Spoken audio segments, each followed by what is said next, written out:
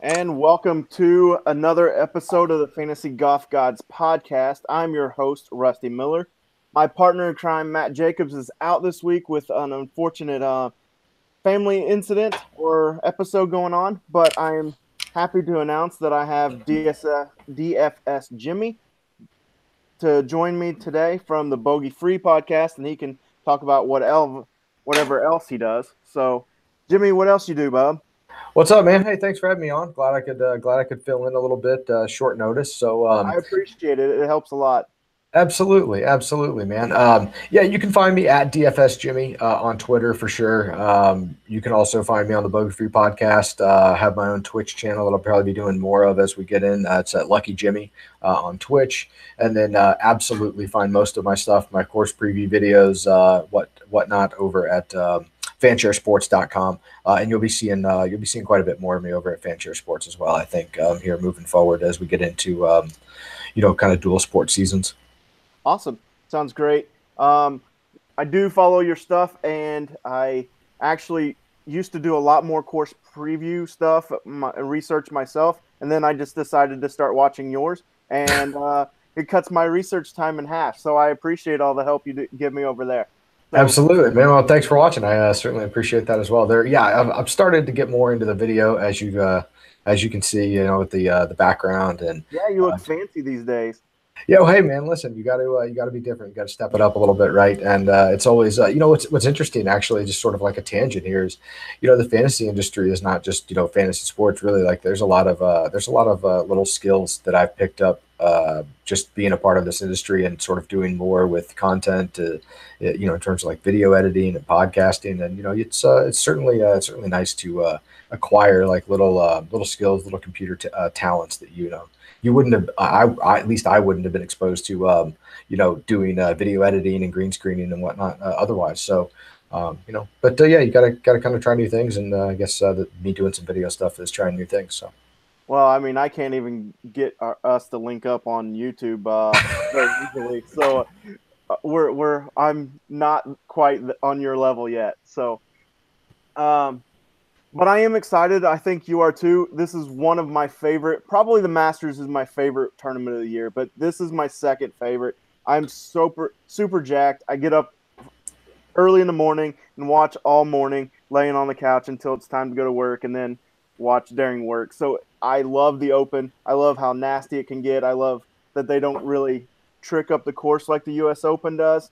So, what's your general feeling about the Open Championship?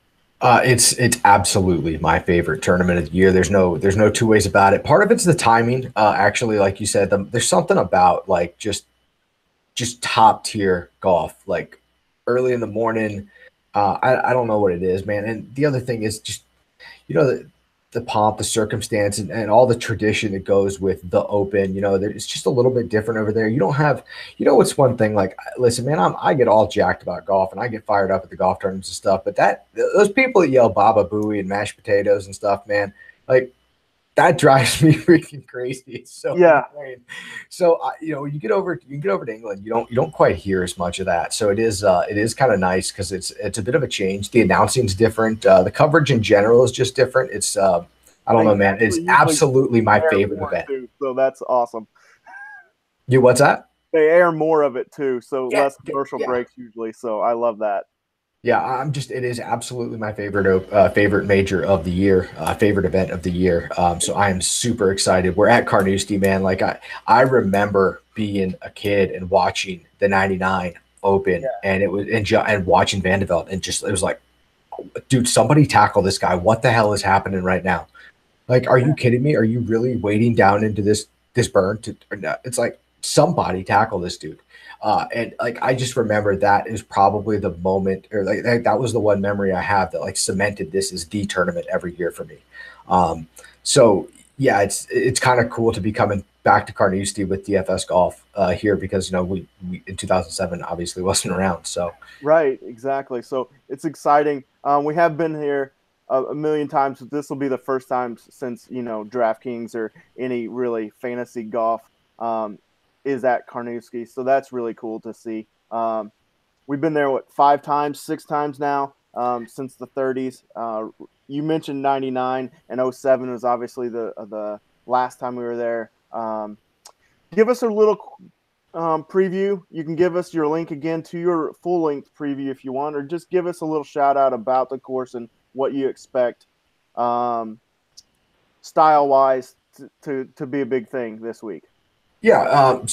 One, I guess, shout out to I don't have the guy's name right now, but on Twitter, one of the guys that's actually over there on the ground. I was reading reports from players that have played the course like 3 and 4 months ago, and they were saying that they've never seen the rough so thick over there, and I guess that was due to a lot of rain at the time. But since that time, which those are the only reports we had, but since that time, I guess it's dried out quite a bit. They haven't had much rain in the last 8 weeks, and they've got the course really firm.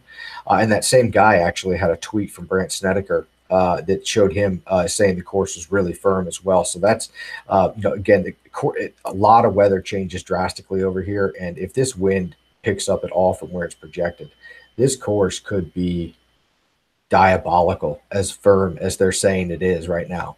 So that's really exciting to me. But it is a tough course, like in benign conditions, right? Like the bunkering, like you can see behind me, the bunkering is brutal. They're extremely deep bunkers. They're very well placed. The fairways are tight, and on top of that, it's a long golf course. It is the longest in the rotation. So yeah, there's not a lot of ways to kind of trick your way around this golf course. And if even in benign conditions, if it's firm, fast, and windy, these guys are going to be grinding over literally every shot. And I mean, off the tee into the green, everything will matter. It's already a high stakes event. And with the conditions that, are possible here, I think we're going to have some just phenomenal golf on tap. Carnoustie has the nickname Carnasty for a reason. It is, I think Ernie Els is quoted as saying it's one of the most perfect links courses he's ever played. And I call it delightfully brutal. And I think that is because I don't think that the course is an unfair course in any measure or metric. And I think when you read player quotes and they will tell you that they beat themselves on the course and the course didn't beat them. Right. That you can play this golf course in any conditions if you play it the right way. I don't know. It's so different than any of the other golf that we get all year long that it's, I don't know. It's a real treat. And I'm just excited to see a really dynamic golf course. Cause as I look at the weather, it looks like we'll have a couple of days of calm and a couple of days of maybe some fun. Yeah. So I'm really excited to see just, sort of links golf, kind of in all conditions this week. That would be probably the best thing that I could hope for. Yeah. A couple things to your point about I was watching the Scottish Open yesterday, and Faraday was talking about Scotland, and this is their driest year since like 1976 or something. So Wow. It is completely baked out. And I saw that tweet that Snedeker hit his drive 400 and something yards because the fairway is rolling out so much it's baked. And then Noren actually took a ball and dropped it on the fairway, and you could watch it bounce. It was so hard. That's incredible. But they say the greens are pristine and pure, so we won't have any problems there. I just look at this course and how they set up and what the weather does, and it is what it is. I wish the USGA could do this, right? Like, and not trick it up and not try to push it to the edge. Just let the course go, and whatever happens, and you have a great tournament, you have a great tournament. So we were talking earlier. So they do let it go. So scores could go -20 or they could go +7. So in 99, the playoff started at what, +6 or +7? And then, correct. And then 07, the winner was at -7. -7. So 10 strokes, and that's just because of the wind. The course is exactly the same. It's not like they lengthen it or anything else. So it's all about the weather. And if you can keep your ball out of the rough and out of the bunkers and things like that. Yeah, the bunkers I think really are going to be probably the most crucial thing if it's running fast and firm this week, because these guys you're going to have to hit clubs and that are going to challenge these bunkers both in distance, in the landing areas, and it's links golf. You're going to get bad bounces. For sure. And who can handle it? Because we'll get into that a little bit too. Yeah, correct. When you read my course preview, or you watch my course preview video, one of the things I stress is just like and also in my article coming out on DFS Report is links experience, right? Guys that understand that sometimes you have to come out sideways and take your lumps, and that it's just a different kind of mental game. It's a different kind of golf that an approach that you have to the course than most of these guys play day in and day out, especially on the PGA Tour. Yep. So over at Fantasy National, when I build my models, there's a few things that I bake in, and ball striking is growing like every week. I mean, if you're a good ball striker, you have a chance to win every week. So at the Open, I think that's the biggest thing. You got to be able to put your balls where you want to put them. Par 4 scoring is in there, bogey avoidance, some DraftKings points, and some birdies are better just because that's kind of what you need to do to score. And that's how I bake my model into Fantasy National. It's pretty simple, but it's the core things. A lot of par 4s that you need to score on, and you need to hit your ball strike really, really well to win this tournament. What do you think? For sure, the wind plays a big factor, and crisp ball strikers always seem to play better in the wind. Just when you have control of your golf ball, you can control the spin, which means you can mitigate the effect the wind has on it. When I build my models over at Fantasy National, I do a blended model, so I do a full actual model, with my own stats and everything, and that's weighted heavily in par 4s this week, and bogey avoidance, as well as strokes gained approach, and that's weighted at 30% in the blend. Then I have a all strokes gained approach model, and it's all recent, last 8-12 weeks or 12 rounds, and that's 20%. Then I got some bent putting for long term and short term at 30% total of the model, and then scrambling at 20% of my model. So that's what I'm going to roll with this week, and I agree with it. It puts who I want targeted at the top, who I think fit this golf course. The computer and my models agree with. So either I'm going to be really right this week, or I'm going to be really wrong. Is what I think will happen. Exactly. That's my game plan. And over the last, year or so, I kind of got really wide with my player pools and was kind of shooting like buckshot and taking pics of everybody, especially in big tournaments. And I wasn't near as successful. So I've really started narrowing my player pool. If my guys hit, I'm going to win. If they don't, I'm just going to lose for the week, and I'm okay with it. So a lot of guys that I talk about, I'll like, and then it'll get into later in the week. I actually haven't built any lineups, but later in the week I'll build them with weather and tee times baked into that, and then also a lot of ownership percentages. So it's really early. We're filming Sunday afternoon, evening. So still 4 days out. The John Deere just ended, and the Scottish just ended 4 hours ago. So how about Brendan Stone, by the way, with a 10 under? Good God. Didn't see that coming. Sorry. Anyway, total interruption there. Like squirrel. It was a great round of golf. Ricky's like, yeah, that's a good round with or without any wind going. So, man, Tyrrell Hatton had the best tweet earlier before the round. Tyrrell Hatton's like, well, since Alexander Noren's not within 7 strokes of the lead, I feel like anybody can win it. Exactly. So, I mean, a lot of people don't like Hatton, and I think you're in that camp, but I actually think he's hilarious on Twitter. He's a fantastic follow. No, I actually like Hatton. It's Matt that doesn't like him then. Yeah, he thinks he's stupid and ugly. Well, I mean. Oh, and he can't play golf. That's the other reason he doesn't like him. There's that too. So, all right. So let's just jump in. We've talked about it long enough. Let's start talking about some golfers and some plays. How's that? Yeah, kick it off, man. Where are you going up top? So at the top, we have Dustin and Rory, Jordan, Justin Rose, and Justin Thomas, all above $10,000.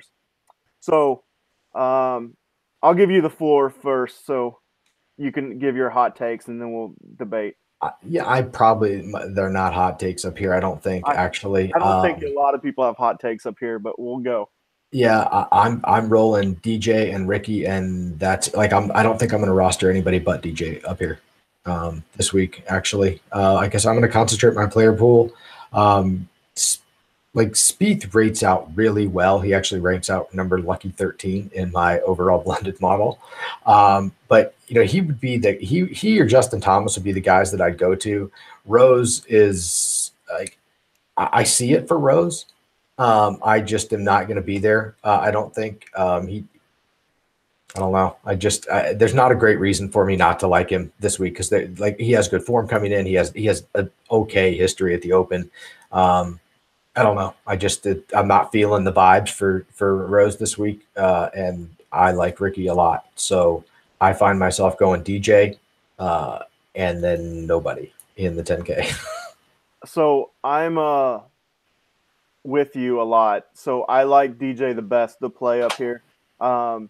He will be in a lot of my lineups, but I may fade all 5 of them up here. I am one of the biggest Justin Thomas fanboys there are, and I just can't see playing him this week.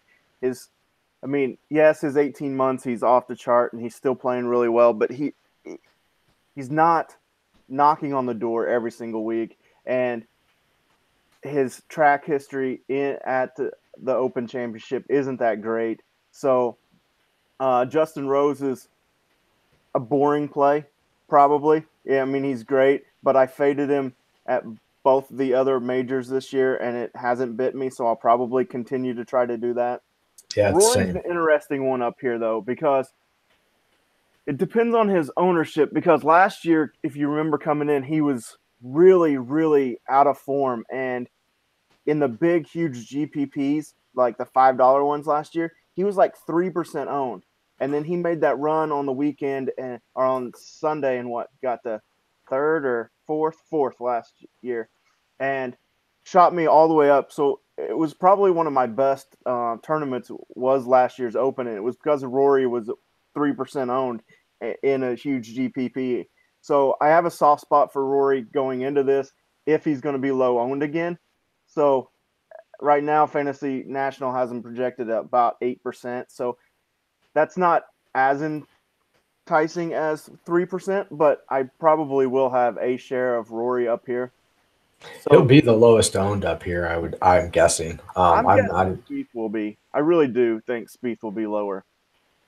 Right really now, so? Fantasy National has Spieth and JT lower, but it's early, obviously, and there's not a lot of the casual people baked into that. You know what I mean? So, yeah. what I like to do, even though we're not going to play a ton of these people, rank these guys 1 to 5 up here if you had to for this week.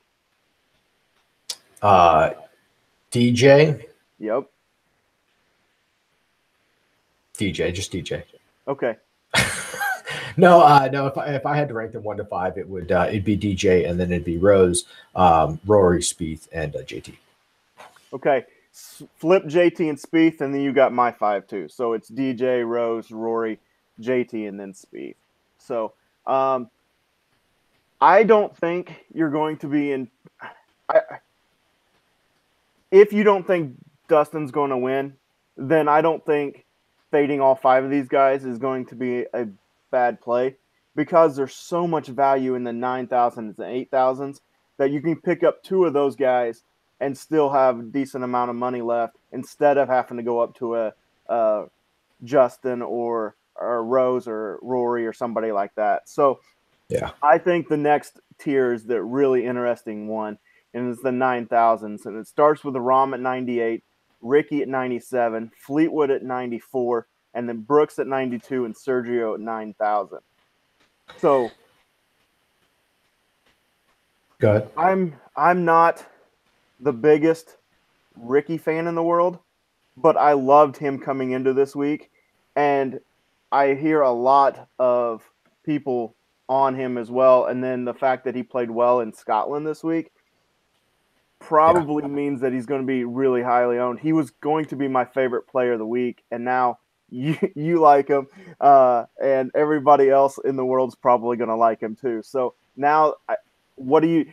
A really chalky Ricky, is that enticing? I don't think so.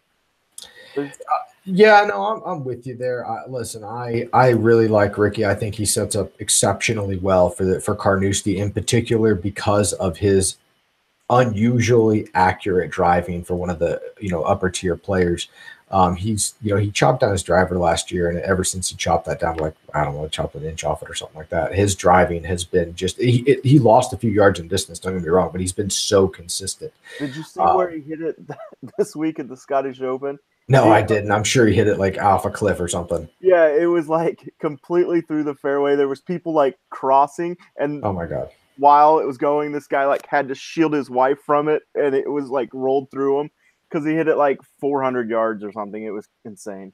Wow, Yeah, wow. So that's yeah, the kind of fairways we're getting here this week, by the but way. I'm a big fan of Ricky's in general. I think if he's going to win his a major, his first one sets up to be an Open really well. He scrambles exceptionally well. He ranks #1 in my overall blended model. He was my pick on Pat Mayo's show to win. Um, the problem is like if Ricky starts off hot, like I don't think he wins from the front. I think Ricky has to win from like 2 or 3 behind. On Um, Sunday, like yeah, like he won the Hero, and like he wins everything. well, that's true. Um, so that's my only concern for Ricky. Like, so if he's super chalky, could he disappoint? Absolutely. If he's projected to be on the bad end of the draw, I'll have less, but I'm going to have exposure to Ricky, and at minimum, it'll be field average. So, who do you like better, Ricky or DJ? Oh, DJ for sure. Like in terms of like win equity and like who am I going to have more exposure to? It's DJ. I mean, I don't. I feel like DJ. I mean, come on, really? Like DJ, you know what? Now that I think about it in my head and you pose the question, DJ has not exactly been a bastion of like Sunday surges this year. Well, I mean, yeah, I you mean, Ted Potter what was closed it him in out. China? He lost that 5-stroke lead to Rose, and then he got ran down by Ted Potter at Pebble Beach. Yeah, I was thinking like, man, the win equity is so much higher with Dustin, but like, is it? I mean, neither. I mean, Like, I don't know. Either way, I like the probably empirically I like cut Dustin better. value is more with DJ. Like Ricky's more apt to miss the cut, probably. Yeah, see, that's maybe the better way to think about it. Is DJ you would think is a bit safer than Ricky in an Yeah, open, but but again, there's so much variance in these opens too, right? There's so much variance, and if it looks like Ricky's going to be on a bad weather draw or Andy's super chalky, like it makes tons of sense in GPPs to just be away, and I get it. so here's the But other question I'll have exposure. with DJ. I meant to ask you earlier. Does it bother you he hasn't played since the U.S. Open?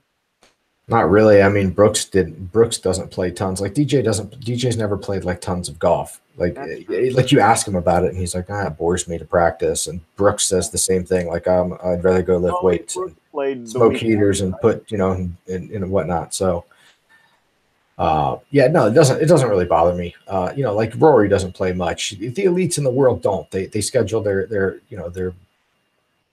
but their play time like well around majors. builds it up and Rose like ramp up to the majors. So Yeah, that's what works for them, I guess. Do what? That's what works for them, I guess. Like Patrick Reed probably plays more golf than anybody. Well, And that's just his thing. Got to make that money. Well, it's definitely about the cash for Patty Reed.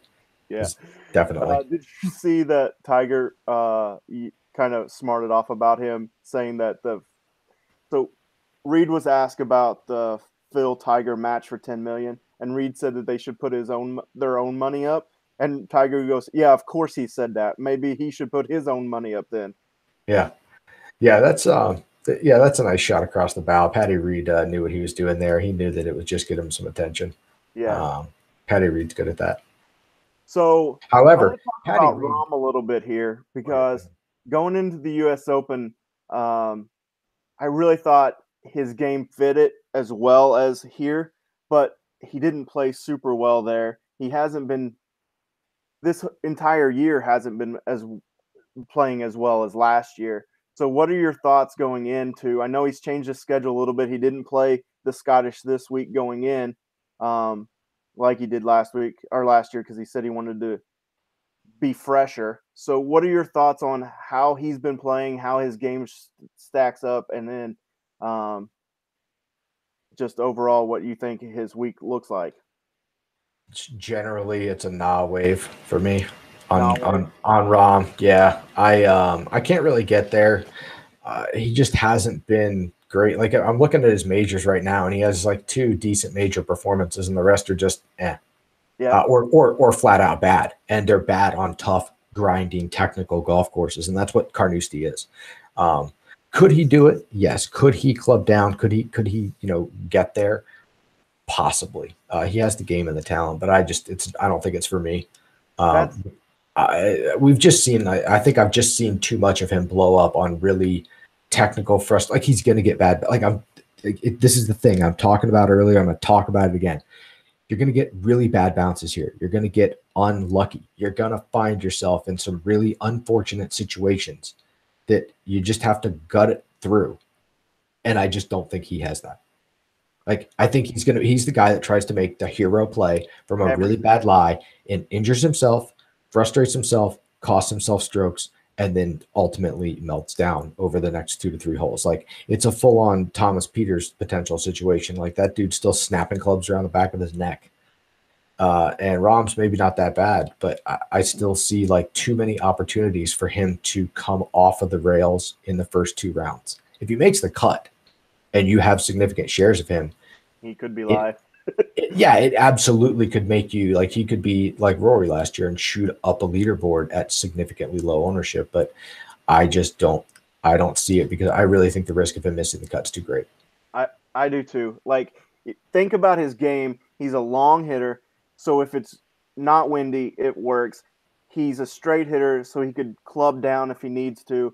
His ball striking's pretty good. He's a fantastic putter for as long as he is and things like that. So you think game-wise it really does fit. But I'm with you, man. Like, I know he grew up in that kind of golf, but it just doesn't seem like it fits his. Dude, Rory grew up in that kind of golf too, and Rory's not a great wind player. Rory's all his major wins and stuff come when it's wet and soft and gettable, and I think Rahm is the same type of guy. Well, and you think about Rory last year, it got really wet and sticky the last 2 rounds, and that's when he shot up the leaderboard. Yeah, look at Congressional. Rory's win at the U.S. Open. Like all of his major, all of his like big runaway wins and stuff like that come on soft cut, golf courses that you can just destroy through length and approach, and that's Rahm. Right. And this isn't that course, so I'll just be away. I probably have 0 shares. So my player pool is going to be pretty narrow, and like I said, I only have DJ above this. He's an easy fade for me. So, like, if we're down into this point, I'm only playing DJ and Ricky so far. I do love Koepka a lot this week. Bro, you and I are either going to, like, be millionaires by the end of this week, or we are both going to be, like, in the poorhouse begging for, like, gruel or something, because yeah, Brooks is, like, my dude again this week. All things are possible for Brooks, I think, right now. I do, too. His game is in form. His major record, you talk about Rahm's major record? Dude, look at Brooks' major record, man. It is unbelievably good. He averages the most points in the last 5 majors and the last 10 majors. And he didn't even play the Masters. Exactly. He in all opens. So I'm looking at this right now. I did a little thing for Fanshare earlier, and I'm looking at. I don't think they've put any of it out yet. So it all opens for the last 3 years since 2015. So 15, 16, and 17, it all opens. Brooks Koepka ranks number 4 in DraftKings points scored, averaging 84.5. Number 1 is Spieth, 2 is Stenson, 3 is Haotong Li, but he only has 1 result, and that's an 88.5 last year. A shout out Haotong, 3% ownership last year took me to the top of some GPP leaderboards. Well, I was going to save that because he was actually on that Rory team for me last year too. So yeah, if you had both of them, that was a nice team to have on Sunday. But no, Brooks is absolutely just crushing majors. He's having that year again. It seems like despite the wrist injury early that took him out of the Masters, I'll just read off his scores from the last few majors. The PGA in 2016, 98. Then 75 at the Masters in 2017, 116 when he won the Open, 83 points at the U.S. Open, the or at the Open the following year, following weeks after his win. 72.5 points at the PGA last year, missed the Masters, and then scored 90 at the U.S. Open to back it up. Oh, and winning it while you're at that. Yeah. So it's hard for me to get away from him at 9,200. Yeah. So, and what do you think the ownership is between Fleetwood and Koepka? That's a really interesting question. I actually coming in that Fleetwood would be like 20-something% and Brooks would be like 15, but kind of I get in the vibe that it's kind of going to be flipped. Well, the problem is you got Ricky right above him, right? Those are three of my favorite plays on the entire board, and they're stacked right next to each other. Yeah, and I think DraftKings has done a really good job of pricing, as they tend to do at majors. But I think this one is maybe it's just because everyone's playing so well, maybe because I feel like they're appropriately priced. I don't know, but I think it forces me to some real decisions for the guys I want in my core, because there are some real strong values at the bottom of this field that make lineup construction super easy for anybody. But it's really tempting to just grab Ricky, Fleetwood, Koepka, and then like roll with it. Yep. And I wonder how many people will do that, and versus like the guys that just grab Fleetwood, because Fleetwood's ownership I think is not going to take too much of a hit, but I think that you will see an inflated like bubble of ownership in this like mid 9,400s, and then it'll taper off as you get to like the upper eights. But you'll see a little bubble where I think this will be your highest owned range of guys. So real quick, right now, Fantasy National has Ricky at 25, Fleetwood at 15, and Brooks at 22. Bro, there's no way Fleetwood stays at 15. And so talking about Fleetwood, I wanted to get a couple of things out. Obviously, his game fits here. He's from England. He plays links golf. He's won on European Tour a lot more than he has on the U.S. soil. But he also, do you know who holds the course record here? Yeah, exactly. That would be Fleetwood as well at a 63. So, yeah. I mean, the dude can flat out play, and he can play on this course. So, and it's not like he's not in form. What did he do at Sunday at the U.S. Open? 62, 63? Yeah. And then he finished the Masters at like top 10 as well, right? You're close to that. Yeah, I don't have it pulled up, but either way, so there's some concern for me with Fleetwood, and so here's my thing. I really thought Fleetwood would be projected a little higher than that. He cut at the Masters, my bad. Did he? Yeah. 76 points. Either way, he has not been great at the Open the last 3 years. On Links Golf in 2015, he only put up 25 DraftKings points. In 2016, 18 DraftKings points, missing the cut both times, I believe. And in 2017, it was at his home course, like literally walking to his house, and he makes the cut and plays well. But there was so much pressure, and he's a different golfer than he was in 15 and 16. I agree. I'm just saying that there's precedent to say that it could absolutely go the other way. So you're just, if you need a case to fade him, this would be a reason why, huh?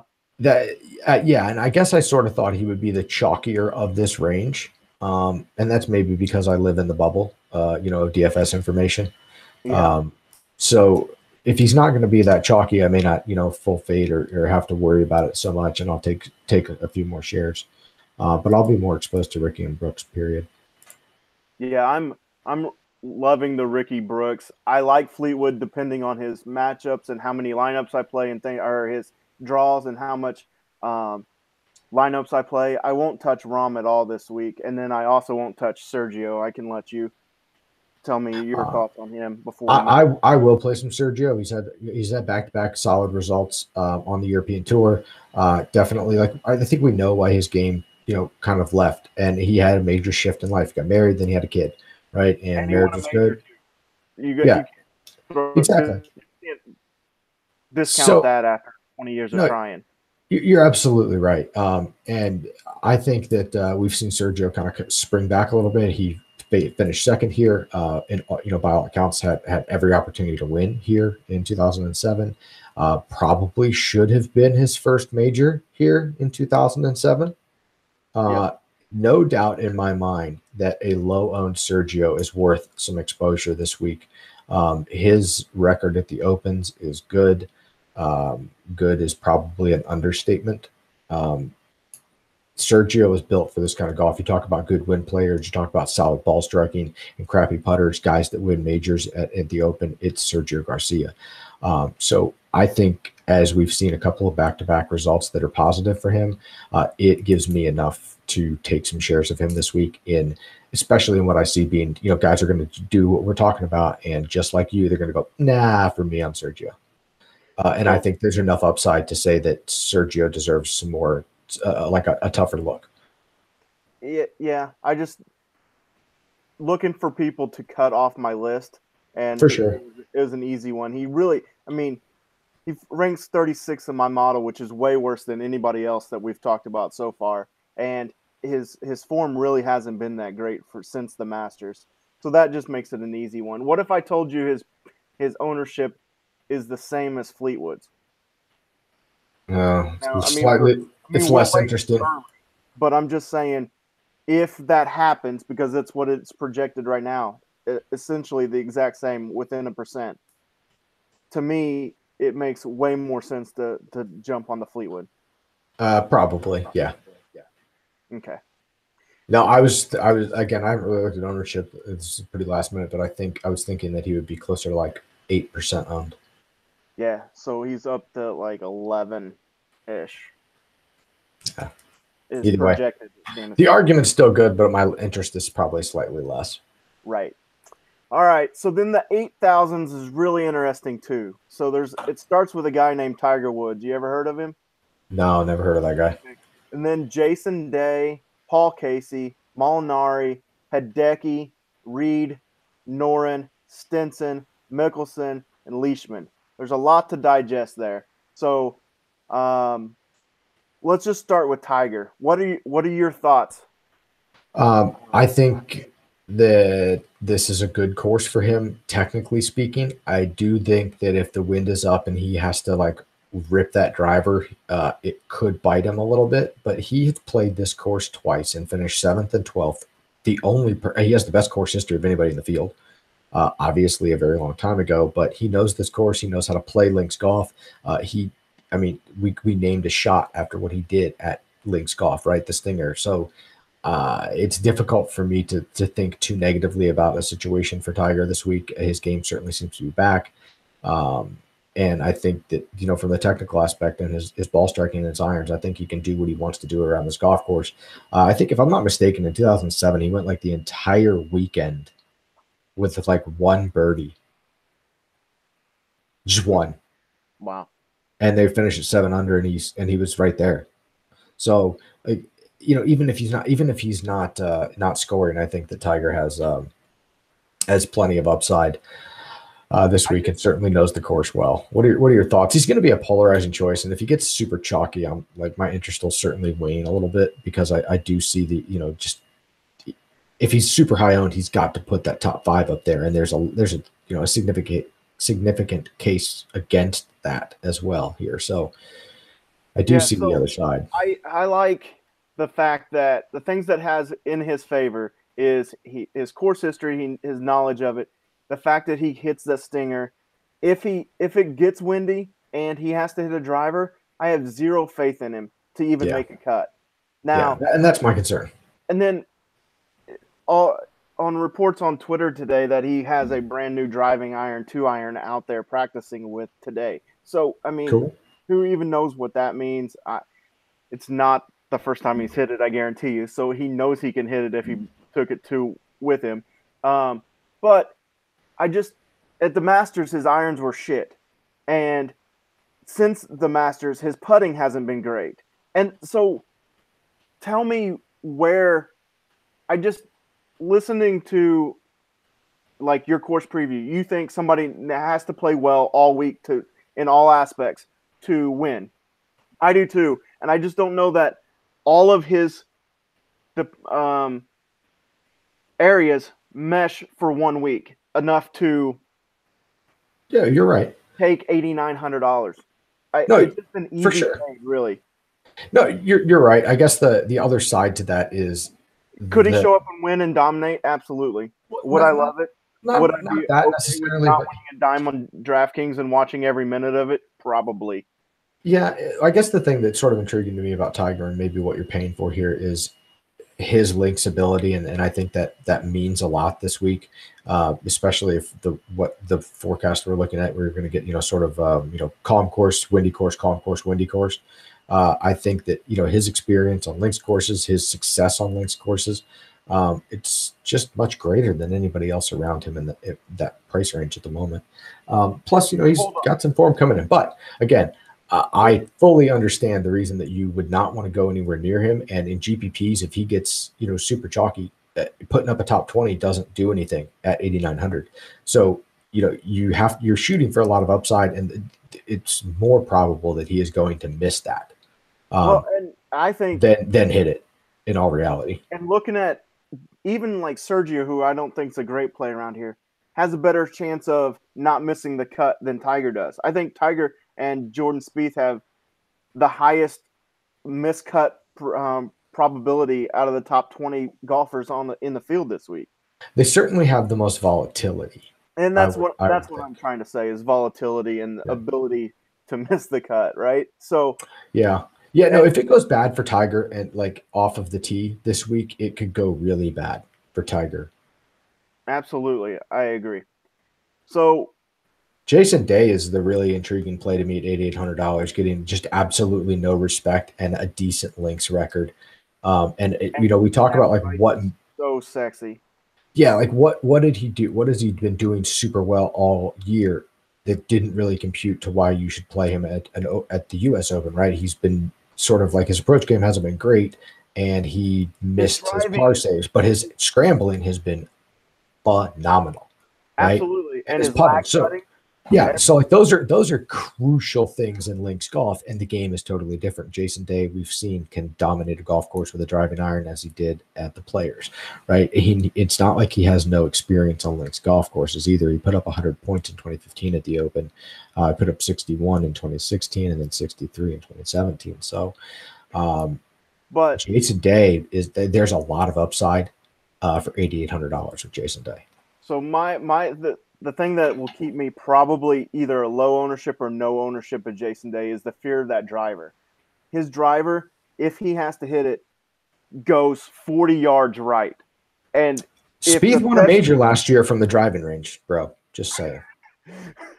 That place was like 70 yards right. I get it. That was a drop too. So, I mean, he had to drop there. But, I mean, Jason Day's literally going to hit his driver there. And if the fescue is as tall and as nasty and as thick as the reports are, he is not going to be able to get up and down and save that stuff. Now, it's a different course if he hits driving iron the whole time. But and that's the thing. Like, if Brandt Snedeker's hitting at 427 yards, like, does Tiger Woods or Jason Day need to ever hit a driver? See, this is the thing. We don't know a lot about how the course is going to play until all the cameras get there this week, and we have like literally hours and hours and hours of on-course coverage, and we can see what it looks like, and then we can get a better idea of, okay, how does this person's game fit the course that's presented to us this week? Because that's very much what the Open is, and that's very much what handicapping the Open is you're not necessarily handicapping golfers, you're handicapping the course. And the draw and the weather. Yeah, you're absolutely right. So a lot of this is just like, their game might set up great for the course if if they need to hit driver, but what if they don't? Exactly. And the other part is a lot of people's games fit now if you're taking drivers out of it, right? Like, bro, I want like 75% Stenson, and if they don't have to hit a driver ever, I want 100% Stenson. Absolutely. I mean, he did win 2 years ago, 16. So, it's not like he can't win an Open. No, he has an exceptional Open record. Absolutely. Anyway, I'm jumping ahead a little bit. There's some other guys, but we need to. Yeah, I know we need. I feel like we're behind too. I feel like I'm rambling a little bit. We're all right.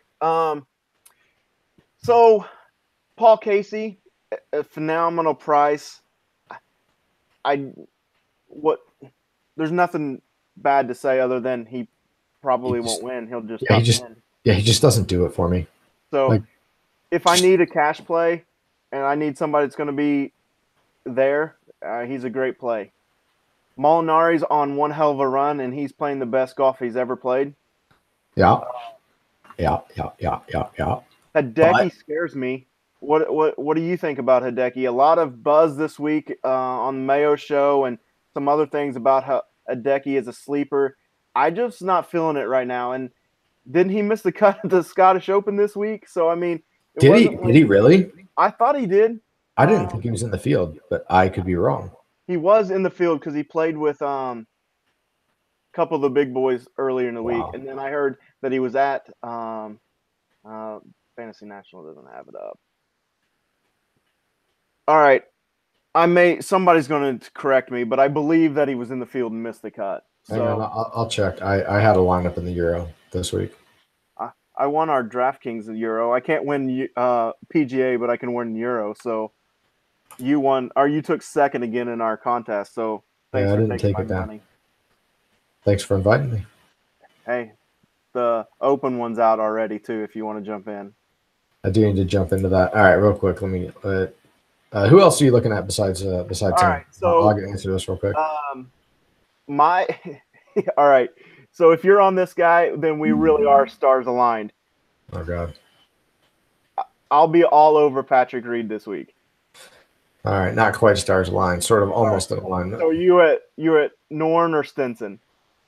Well, no, like I said, I maybe Stenson will probably be the highest owned player that I have. In all honesty, I'm not worried about his withdrawal at all. The last time he missed a cut at the Open was this golf course 10 years ago. Since this time, he hasn't missed a cut at any of the Opens he's played in. 9 of 10, he didn't play 1 year. The only player with a better cut made record at the Open than him in the last decade is Zach Johnson. So I want all of the Stenson. The fact that like this, I think scrambling is uber important here this week, especially if it gets windy. That does concern me a little bit because Stenson's not known for his like exceptional scrambling. But that said, he won an Open where he just didn't need to scramble. I really like Stenson. He has been playing really well. I was impressed with him at the Masters this year because that is just not a major for him.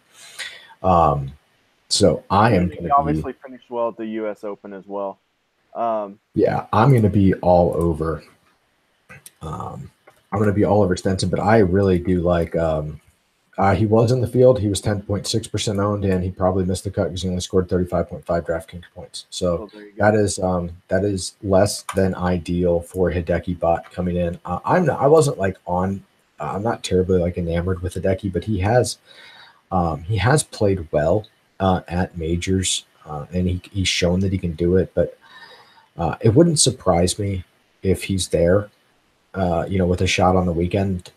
But I don't think I'm going to be on him, mainly because of what I just said about Stenson. And then I really do like Alex Noren for his recent form. I'm not going to be, heavily exposed to him, but I will have exposure to Alex Noren. But Stenson is, there's a lot of Stenson in what my future builds, I think. And I think he may be like one of those guys that I might not even factor it, like whether in if it's not if it's not like super bad, like I might just have him in everywhere and not think about it. So that could ruin my whole week as well. So I'll have some Stenson, but I'll have as much Stenson as you're talking about is as much Reed as I'm going to have. He's a big game hunter. He plays better in big tournaments with big fields. He plays well in the wind. He obviously won the Masters, played super well at the U.S. Open on fields that don't fit him. Mm-hmm. You don't know that he can play links golf. Oh, by the way, he has a top 5 finish at the Scottish Open this week. So give me all the Pat. Plus, people hate Patrick Reed like they hate Poulter, so they never play him. So you can get his ownership at 5% less just because people hate him. I don't care. Interesting. I will have some Patrick Reed probably. I agree with everything you say. I don't disagree with any of it. His last 3 major performances since the PGA last year through the Masters and the U.S. Open this year have been his best 3 major performances in his career. What did he do with PGA last year? I don't remember. I only have points ahead of me in front of me, so I have 88 DraftKings points. But that was the most in his career. By like 11, and he had some spotty results prior, but the last 3 performances last year in it. Yeah. like because he hadn't had a top 10 in a major. Because I remember thinking at the Masters, like Patrick Reed can't even top 10 a major. He's not going to win. Like seriously, that was an argument I had in my head. Because I remember looking up his 13th, and I was like, if he could have top 10, I might have played it. Like, Okay. The last guy I want to touch here is in the 8,000s is Mickelson, because I originally had 0%. Phil hadn't even considered playing him. I know he has an until open win. until you saw that video the other day. Well, the stinger? No. Yeah. It's the 2% ownership projection that I see right now that has me interested. Yeah, I guess I'm not interested so much in Phil, but I will comment this week that you can have a super chalky lineup and get a highly skilled golfer that fits this course at a really low ownership in some exceptional pivot spots this week. So I do think that grabbing a couple of these guys like this, and I don't disagree with you for any reason on Phil. He could absolutely do it here. I'm not going to be on him. But he that was a sexy video of him hitting that glove. Stinger. Yeah, that juicy little stinger. Dude, that thing didn't leave like 3 foot off the ground, did it? That was awesome.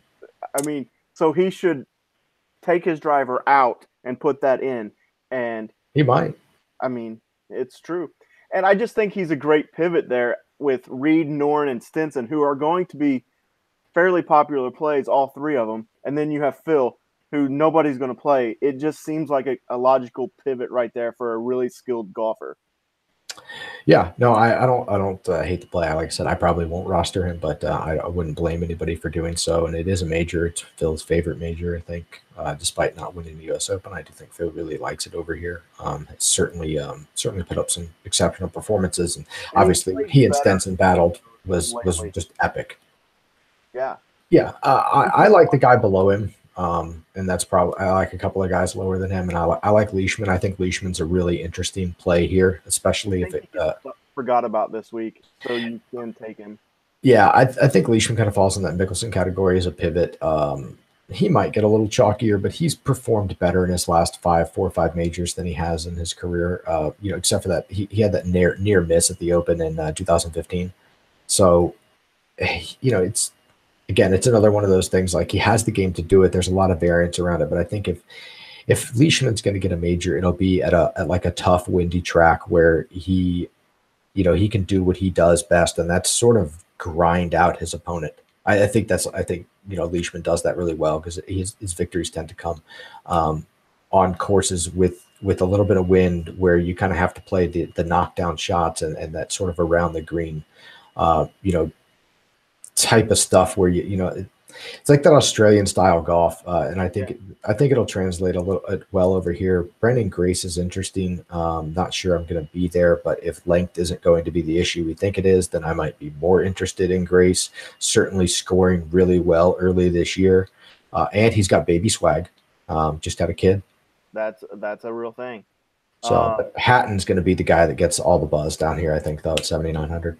And he had a first couple days at Scotland, Scottish Open this week was really good. I think he ended up T9. He wasn't very happy with it.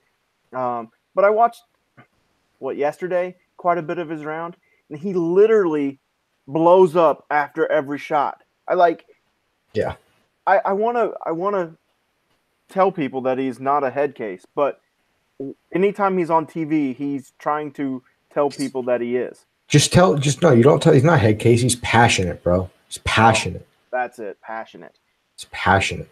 He hit it into a bunker and then couldn't get out of it. And then finally got to the green and missed the putt, and he ended up bogeying it. And he turns around and he's like yelling at the bunker. Bro, see, that's passion. I mean, he cares so much. Yeah.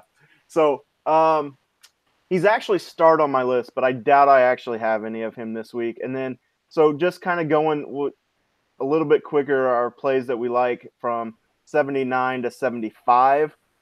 I do have Hatton starred, but I doubt he ended up making any of the cut. Kuchar, I'll give a look to. DeChambeau's the interesting one right there because I loved him and that price coming in, and then we just got to figure out what happened with the shoulder, if he's going to be all right, and all that stuff. So that's going to be a major wait until Wednesday, see what we hear. But he was going to be in my core because I love that price and his form coming in. but I'm really concerned after that injury because it wasn't like Stinson's wrist was probably just a stiff, like he couldn't swing a golf club. Was it Stenson's wrist or his elbow? I kept reading it was his elbow. Oh, I don't know. I heard it was his wrist. I Okay. don't. Well, I've heard other people say it's his wrist too. But Okay. either way, like I don't care what it is with Stenson. I think it's just BS. Like Stenson is known for Yeah. WDing when it doesn't mean anything and looking ahead. Like, dude, he WD'd from the US Open in 2016 and then next week won the BMW across the pond. I'll never forget that. So I actually saw the Bryson thing. If he was faking it, he did a lot of work on his shoulder, walking down the fairways, working it out. And listen, I wrecked a motorcycle at 19 years old and like shattered my shoulder. And to this day, I've had surgeries on it and stuff. And to this day, it's not right. And if I hit a bad golf shot on my shoulder, it's not right for a while. I guess it's just no joke. And I saw him, obviously not right after that swing. And you talk about going into wet fescue Yeah. across, not for me, bro. Yeah. Um, I could just see it. I could just see it going really bad for Bryson, and I don't think the upside's there at a major yet. But tell me if if it wasn't as bad as he was making it out to be, and it turns into a Tony Finau Masters thing where his Sure. ownership just completely collapsed because of it, and he doesn't have any ownership. You tell me he can't go out and top 10 this thing? He could, but they took his compass away, man. Is the R&A going to let him use the compass or no? I mean, PGA said yes, and this is technically a PGA sanctioned event, right? No, I have no idea. I think it's R&A. I think they like run shit here. Well, that's true. I don't know. Either way, no compass, can't putt. All right. The last guy I want to talk about down here is Luke List, who I was really interested to see last week at the Scottish Open because I don't remember seeing Luke List play a lot of links golf, and I wondered how it would translate. And he had a top 5 finish. His price on DraftKings last week was 7,600. So then you come into this better field and it's at 7,500. So that's a little bit intriguing. But he didn't scare me off last week with his top 10 finish in links golf in the same area. What are your thoughts? So Castle Stewart is not Carnoustie. Very simple. You're not taking any stock into much of the Scottish Open? In form, sure. Yeah, it's cool that he's got great form, but like I don't see Luke List's game doing great here. I could be wrong. I mean, he's but 10th in my model. he has a 20th at the PGA, or he had 20 points at the PGA last year and 12.5 at the US Open this year. Why is his game better at Castle Stewart 3 weeks after the US Open? And now we're going to, you know what I mean? Like, yeah, I just don't like tight fairways. Sure. Does everything on paper always set up for Luke List? Yes. Do I think Luke List has the ability to play Carnoustie with any sort of like gumption that gets him to a? No, I don't. And I think he's just going to be a giant trap after everyone sees what you see. And then they walk right in here for $7,500. I'll just skip down and I'll go ahead and play Brandt Snedeker, Zach Johnson. Yeah, fuck, I'll play Danny Willett, Tony Finau. Right? Like Danny Willett's a bit of an exaggeration. Well, I got a special kind of love for Finau coming. But like my point is, there's like better plays that have the same skill sets and more experience than Luke List at majors. I'll play those guys. There's no way I'm playing Cantlay at this golf course. Probably that dude around the green scares the shit out of me. It's true, but all right, well, I'll play Xander before I play Cantlay. I'm a big Xander guy, so Xander's a big game hunter too, man. He is, and he's not scared of courses he hasn't ever played before. That's no. Like I'd play Xander over Luke List for sure. Like, yeah, I probably 100%. But he was at 74, so I was at 75 cutoff. But I broke the rules. My bad. Kuchar or Knox or I will have 0 Knox as well. Those guys are all really no's for me. I hope people go to Knox for like his win and everything. I don't see it for him. He does not play well at the Opens the last 3 years. Just doesn't. Okay, he played okay in 2016, but I will there's never. I never play him ever. yeah. So I'm not going to start now. Poulter is a big fat no. I don't care if he wins. It's not that I hate him. I just don't trust him. I don't, please, I don't trust half these people. I will play Ian Poulter. The dude's like on one, right? Like I don't know. I'm not going to try and quantify. He's on one, and I'll That just take a few shares. that cool sculpting, man. It's really working for him. Is that what he's repping now? Yeah. Oh wow, I didn't know that. Yeah. Hey, whatever, man. Whatever works for you. He got rid of his double chin. Maybe I should get some. Some cool sculpting, bro. There's just get you some ice cubes. That's it. Just lay on the couch with ice cubes. Probably. All right. So 74 to 7,000. There's like 25 golfers. I originally looking at this, the Tony Finau and Webb Simpson at $7,200 just jumps out at me. They are incredibly, to me, better golfers than the golfers around them. Lee Westwood, Danny Willett, Berger, Haotong. These guys are just better quality golfers. Now, does everybody else see the same thing and their ownership get out of this world? Then that makes Zach Johnson and the Thunder Bear a nice pivot. But Wait, who's the Thunder Bear? Thorbjørn Olsen. Okay, that makes sense. I didn't know that they called him the Thunder Bear. Yeah, that's a pretty cool nickname, though. Awesome. I thought they just called him Thor. That's a cool nickname. Yeah. Awesome, Thunder Bear. That's pretty cool, man. So, and then Jorge Campillo. Campillo. Yeah, he actually. So we film here. I live here in Bloomington, Indiana, where IU is, and he went to IU. So he's near and dear to your heart, huh? Yeah, kind of. I mean, anybody that it's like your Gators, right? You have soft spots for all your Gators. Billy Ho.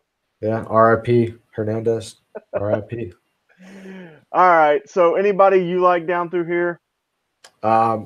Dude, this is where if you have conviction about a guy, you just go with it and you try and spread it out a little bit and grab some of your shots.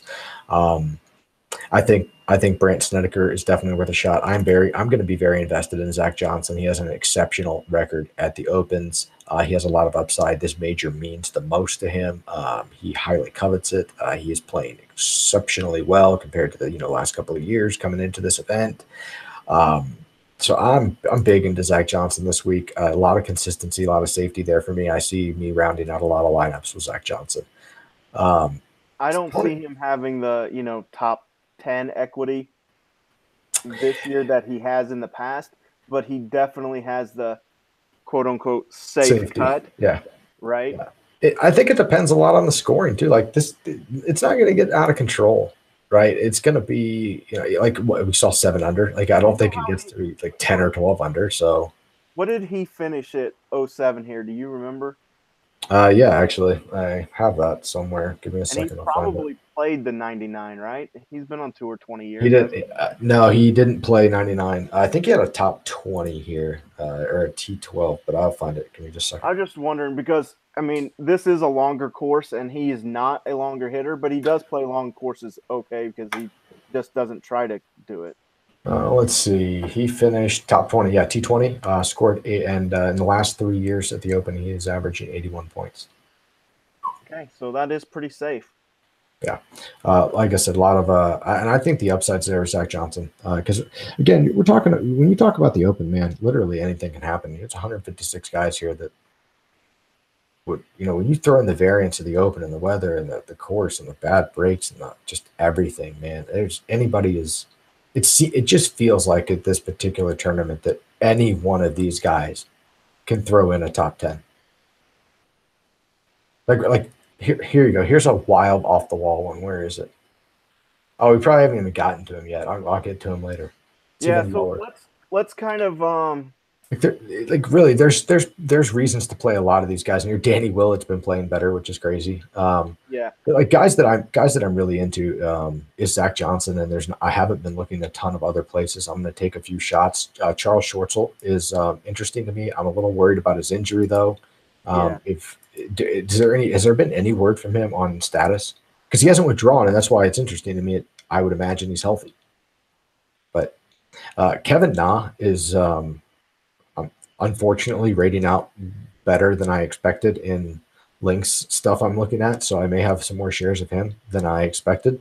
I will take Uh, like Pat Perez over Kevin Na, and that's completely not form related because Kevin Na obviously just won. But the when you talk about hitting like three woods and driving irons, that's Pat Perez's courses to win.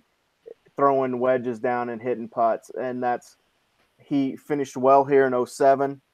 And I I like him a lot better than I do Na if you're going to take a shot down here. Fair enough. I think there's another guy that I'm pretty heavy on, but I'll toss in a couple of flyers too. So the guy I'm heavy on is Henley. I think this course sets up really well for Henley to have. I'm sure you're on him with that cheeky smile too. No, he's in my Russell Knox never played boat. Oh, interesting. Interesting. Okay, well, I know what your stance on him is then. But I think Russell Henley, this course sets up well for him. Bent grass, it's bent obviously mixed with fescue and whatever else is in it. But bent grass, close to the coast, windy, par fours, par fours, par fours. That's Russell Henley's bag. And I could see him putting together a top 20 performance here, if not maybe like a top 15. But the other guy that is maybe worth taking a shot or two on is Matthew Southgate, exceptional links golf player. Has played well at the Open the last 2 years, 66.5 points and 79.5 points in 16 and 17. But again, exceptional links player. Actually, I think he finished fairly well at the Scottish Open this week, like a T20 or something. But I could see a low owned guy like him, and I say low owned, he'll probably get to like 4% ownership, 5%. Yeah. Down here. But he's interesting to me. Nicholas Colser is also interesting, just a pretty solid links player, round and round. And like I think when I get down here, I tend to take shots at Euro guys just in general. Like a low end Euro guy, I feel like has more upside on a links golf course than like a average or mid tier American golfer. Just because of skill set and experience, and just kind of knowing that sometimes you got to take your medicine and go out backwards or sideways or whatever and preserve that stroke, especially when you're in contention, things like that. So I guess I tend to find myself gravitating towards the Euro players as we get like lower in price. Yeah, so I have a couple guys kind of like that, like Peter Uihlein, an American who cut his teeth on the Euro Tour, can play links golf, is a nice flyer down here. I like Ryan Fox, played really well this week as well over at Scotland. Cam Smith is, I think, a really good player. His form has been absolute shit. If the wind gets up, Cam Smith can play in the wind. So those kind of guys. Gary Woodland's form's been absolute garbage since he won, but he rates out really well in my model. And that's his MO too, right? Is knock down three woods. We need your buddy Matt Jones's drool all over Gary Woodland, right? Oh yeah, he would definitely be rostering him right now. So it'll be interesting to see what you guys talk about him tomorrow as well. But yeah, those kind of guys. Alexander Levay, the French guy, has been playing really well lately. So I don't know. Grillo is really super interesting at 6,800. Yeah, he's the big question mark at 6,800, right? Like, Yeah, what's your take? The only one down here that garners anywhere close to 20% ownership, right? Oh my God, do you think he's going to be that high? 18. Wow. I mean, let me see what it says. Yeah, 16% right now is their guess. Wow. I mean, look at the names around him and then tell me he's not the best golfer in that bunch. Oh, you're right empirically on paper. I just don't know if like 16% is worth it. Yeah, I mean I don't know. He's been playing really well. I didn't necessarily expect a $6,800 golfer to get above 15% ownership. It's a lot. It is. It is a lot. He's seventh in my model too. How crazy is that? And it wasn't like, I mean, the U.S. Open he got added late and was really pretty chalky and what missed the cut, right? Because I think he was. Yeah, he doesn't have the greatest record at opens, and he doesn't have the greatest record at majors just in general, especially the last year and a half. His record at majors has been worse than the previous year, Well, I mean, to that point, like even though he's been playing better golf. he didn't play the Masters, and then the U.S. Open he missed the cut, and then turns around and plays his 19th at the Travelers the next week. It's like He he's missed the the cut in every major last year, though. what? He missed the cut in every major last year. Yeah, so he's like the anti big game hunter. It's I don't know, man. I'm just not like I said. Like I'm looking at that, and I'm just like, yeah. And I like Grillo. I play him a lot. I'm just like not sure that Grillo. I want to get behind him at super chalk. Yeah. So give me But what I see is low upside. all right, I want to just a couple more bombs. Anybody down, below 6,700 that you are even thinking about rostering? For sure, bro. So Stuart Sink is the obvious one, right? I was gonna say like he'll be in lineups for sure. Yeah, he'll be in a lot of my lineups. Austin Cook at 66, I think, and Ryan Armour at 66 are both worth like a 5%, 10% sprinkle if you're in a bunch of lineups. I love. They both play well at the coast, par 4 scores. We were the conductor of the Austin Cook train earlier this year in the fall swing season, but I just don't. I feel like short courses are his thing, not long ones. So like a Heritage and where he won, which was RBC somewhere, right? I don't remember. I just shorter courses to me is where Austin Cook excels, and I think this course is probably too long for him. But Bronson Burgoon at 60. Oh, that's right. He did make it in, didn't he? He did, and I mean, he finished second this week at the John Deere. So I mean, his form's great coming in at 6,300. I think you could do worse, like John Daly at 6,300. So if you need a bomb, if you're going super stars and scrubs, I think you could do worse than Burgoon and Sink. You know what I mean? Here's an off the wall one for my buddy Matt Jones. It's Matt Jones. Matt Jones. He's played oddly well at majors. And he's got a little form coming in, scrambles well, par 4 scoring, wind player, Aussie. Australian, so he can play in the wind, I would assume. Yeah, like it sort of some weird stuff popped up for Matt Jones, and like at $6,500, like you could absolutely do worse than him.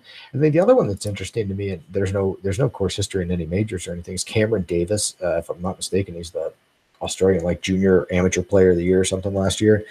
Super talented kid. Again, there's no great reason to play him other than I can see his skill set going well at a difficult, windy track that's firm and fast.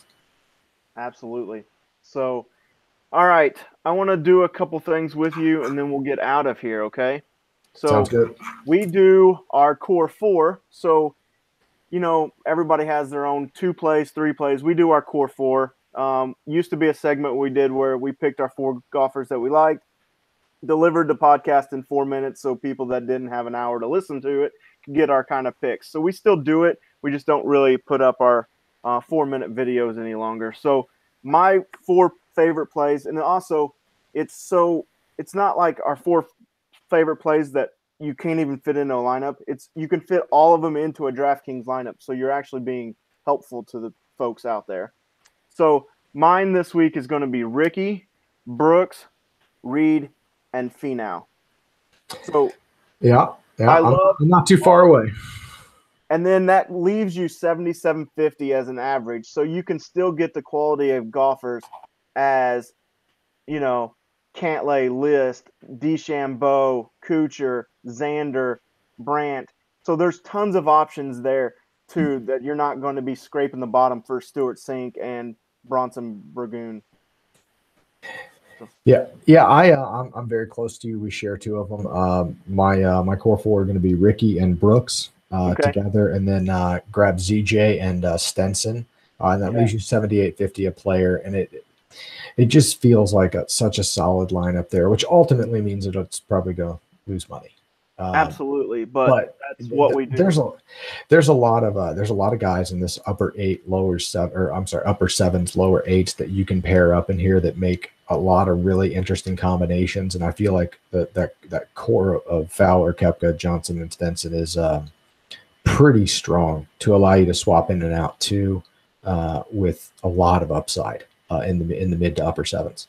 And I like to do this too because then when I'm building my core, if I keep my core tight and then just switch those last two golfers, my player pool stays a lot smaller and it's not. And then if my core hits like it did at the Masters, my core hit, and at the U.S. Open it didn't because I had Rahm and I had a lot of I'll go 60-80% on my core guys on my lineups. So then if they all hit, then I have chances up and down the lineup for the other two guys to hit.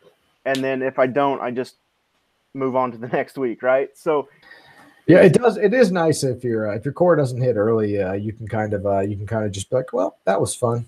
Yep, Just move on. Just there's no sweat. you get it out of your system, right? Yep. You're not having to like worry about, am I going to make a little money? Am I going to grind out this and that? It's like, oh, week's over, go relax. Yep. Just watch the golf like we used to, right? So that's kind of my stance on it, and I'll be heavy on my four guys this week of Ricky, Brooks, Reed, and Finau. Now, wind will and weather could change that if a couple of them are on shit sides of the draw, but other than that, those are the guys I'm rolling with this week. So, you play one and done probably. Not really, but I'll give you one. Okay, tell me, do you have anybody left that you would be playing?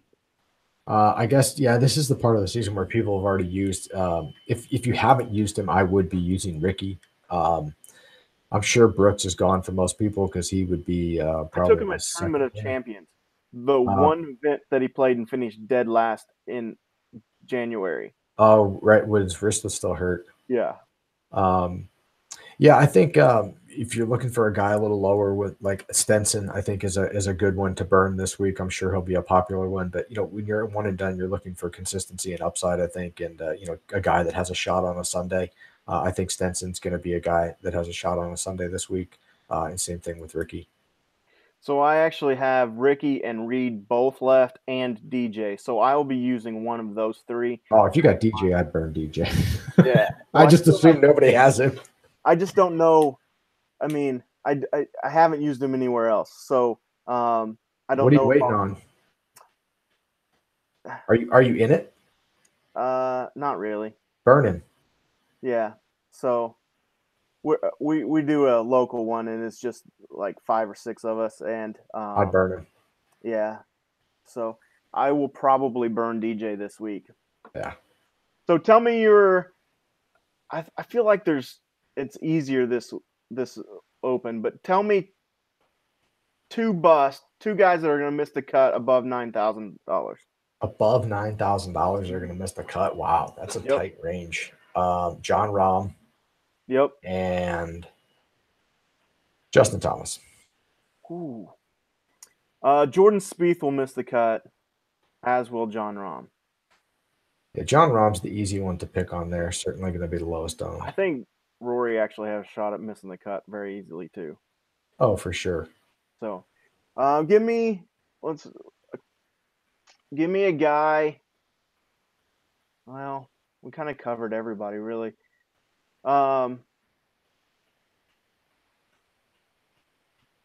8,500 to 7,500 that you think has a legit shot at winning it. 85 to 75. Oh, that's easy. That's Stenson for you. Probably, yeah.